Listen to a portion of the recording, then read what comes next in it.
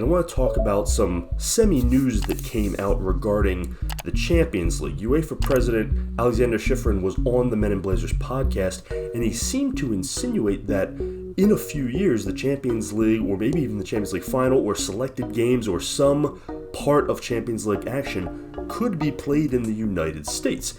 And he didn't deflect from the fact that this would be a financial decision, right? And that there's a ton of money to be made with the United States soccer fan base and their interest in European football, and that this would be a way to make a ton of money. Now, UEFA can get away with saying we're doing this to make a ton of money because at least their claim is that 97% of their revenues get redistributed throughout Europe to the clubs and to the countries and to all these various different entities. So they are doing this for the greater good of everybody. And that may be the case. And you would think, as an American soccer fan, I would be loving this and in favor of it. And perhaps I'm hypocritical because if they do this and there's games anywhere near me, I'm going to go.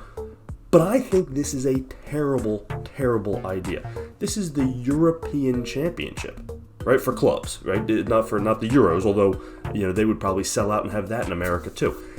These are European clubs. This is the European Club Championship. It belongs in Europe. The African Club Championship belongs in Africa. The Asian one in Asia. This is just, it's a short-sighted money grab. And I understand the enticement of the dollars and what that could do for so many people. But I do fear that it is so short-sighted. And what I mean by that is, yes, you get a lot of money early on, but what does it do to the prestige of the Champions League? And that is already under attack from things like Super Leagues. And so to then move it to a foreign land where Europeans can't even partake in it, can't watch it, can't go follow their club, or certainly can't do it as easily, that really dings the prestige, and it could easily make them say, screw you, Champions League, I don't care about you as much anymore because you took it out of my backyard and you put it across an ocean. So now I don't care if the Super League wants to replace you nearly as much. So that's a major problem from a long-term standpoint. Additionally, this is, the attempt here is to possibly help build American soccer, right? And uplift that.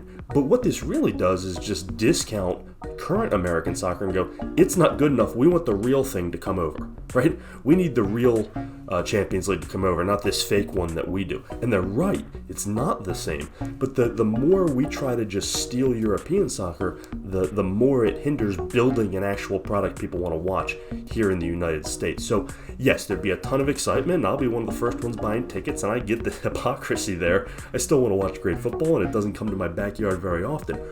But this is a short-sighted money grab that I think, in addition to just rubbing me the wrong way because I tend to be a traditionalist in some ways, I just don't think it's a good business decision long-term. It would reap some benefits short-term, but I think there could be long-term repercussions that do not achieve what UEFA is trying to achieve and what they're meant to do.